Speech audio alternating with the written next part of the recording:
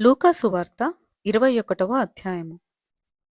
కానుక పెట్టెలో తన కానుకలను వేయుచున్న ధనవంతులను ఆయన పారజూచెను.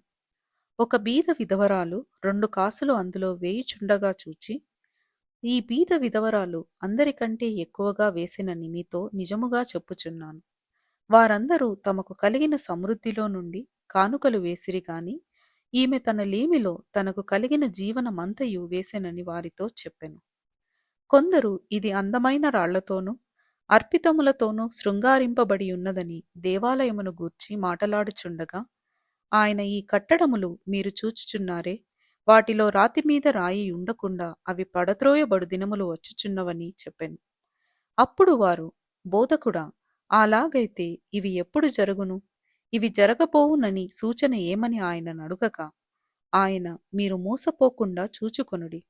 అనేకులు నా పేరిట వచ్చి, నేనే ఆయనననియు కాలము సమీపించెననియు చెప్పుదురు. మీరు వారి వెంబడి పోకుడి. మీరు యుద్ధములను గూర్చియు కలహములను గూర్చియు వినినప్పుడు జడియకుడి. ఇవి మొదట జరగవలసి ఉన్నవి కాని అంతము వెంటనే రాదని చెప్పెను. మరియు ఆయన వారితో ఇట్లనెను, జనము మీదికి జనమును రాజ్యము మీదికి రాజ్యమును లేచును. అక్కడక్కడ గొప్ప భూకంపములు కలుగును. తెగుళ్ళును కరువులను తటస్థించును. ఆకాశము నుండి మహాభయోత్పాతములను గొప్ప సూచనలను పుట్టును.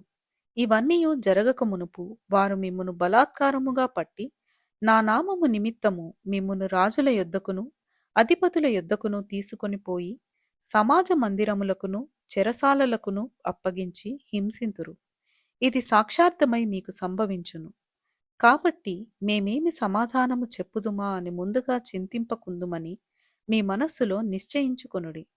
మీ విరోధులందరూ ఎదురాడుటకును కాదనుటకును వీలుకాని వాక్కును జ్ఞానమును నేను మీకు అనుగ్రహింతును.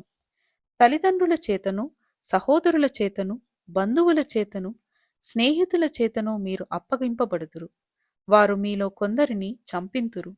నా నామము నిమిత్తము మీరు మనుషులందరి చేత ద్వేషింపబడుదురు. కాని మీ తల వెంట్రుకలలో ఒకటైనను నశింపదు. మీరు మీ ఓర్పు చేత మీ ప్రాణములను దక్కించుకొందురు. యెరూషలేము దండ్ల చేత చుట్టబడుట మీరు చూచుచున్నప్పుడు దాని నాశనము సమీపమై ఉన్నదని తెలుసుకొనుడి. అప్పుడు యూదయలో ఉండువారు కొండలకు పారిపోవలెను. దాని మధ్య నుండు వారు వెలుపలికి పోవలెను. పల్లెటూళ్లలోని వారు దానిలో ప్రవేశింపకూడదు. లేఖనములలో వ్రాయబడినవన్నీయు నెరవేరుటకై అవి ప్రతిదండన దినములు. ఆ దినములలో గర్భిణులకును పాలిచ్చువారికిని శ్రమ. భూమి మీద మిక్కిలి ఇబ్బందియు ఈ ప్రజల మీద కోపమును వచ్చును. వారు కత్తివాత కూలుదురు. చెరపట్టబడిన వారై సమస్తమైన అన్యజనముల మధ్యకు పోవుదురు. అన్యజనముల కాలములు సంపూర్ణమగు వరకు యెరూషలేము అన్యజనముల చేత త్రొక్కబడును. మరియు సూర్యచంద్ర నక్షత్రములలో సూచనలను భూమి మీద సముద్ర తరంగముల ఘోష వలన కలవరపడిన జనములకు శ్రమయు కలుగును. ఆకాశమందలి శక్తులు కదిలింపబడును గనుక లోకము మీదికి రాబోవుచున్న వాటి విషయమై భయము కలిగి మనుష్యులు ఎదురుచూచుచు ధైర్యము చెడి కూలుదురు. అప్పుడు మనుష్య కుమారుడు ప్రభావముతోనూ మహామహిమతోనూ మేఘారూఢుడై వచ్చుట చూతురు. ఇవి జరుగునారంభించినప్పుడు మీరు ధైర్యము తెచ్చుకొని మీ తలెత్తుకొనుడి, మీ విడుదల సమీపించుచున్నదనెను. మరియు ఆయన వారితో ఈ ఉపమానము చెప్పెను. అంజూరపు వృక్షమును సమస్త వృక్షములను చూడుడి.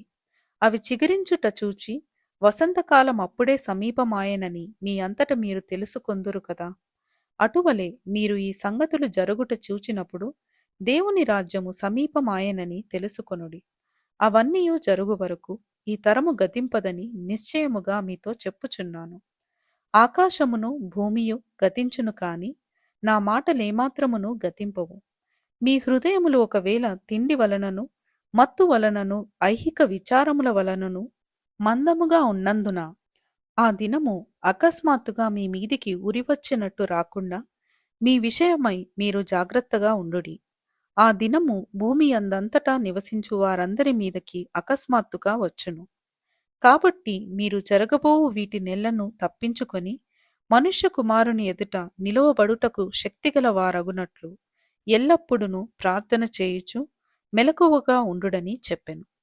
ఆయన ప్రతిదినము పగటియందు దేవాలయములో బోధించుచు రాత్రివేళ ఒలీవల కొండకు వెళ్ళుచు కాలము గడుపుచుండెను. ప్రజలందరూ ఆయన మాట వినుటకు దేవాలయములో ఆయన యొద్దకు పెందలకడ వచ్చుచుండిరి. ఇంతటితో 21వ అధ్యాయము ముగింపు.